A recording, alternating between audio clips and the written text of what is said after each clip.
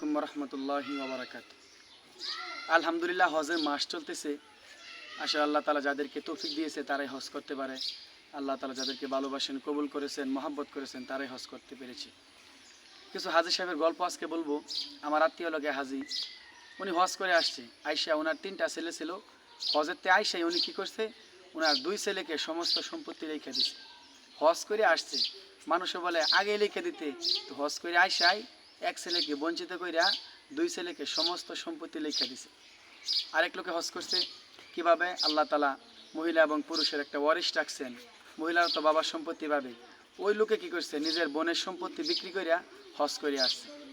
আরেক হাজি সাহেব কী করছে, হজ করে আসছে দেখি আয়সা শুধু মানুষের বকে বকে, আগে কম বকতন, হজ করে আয়সা আরও বেশি মানুষের বকে। তো এরকম হজের মাস যেহেতু চলতেছে, অনেকেই হজ করতেছে, তবে হজ করে আসা অভ্যাস কমপক্ষে পরিবর্তন হওয়া দরকার, কিন্তু আগের চাইতে আরও বেশি খারাপ হয়ে যায়। আল্লাহ তালা আমাদেরকে সহিভাবে হজ করার মতো তৌফিক দান করুন।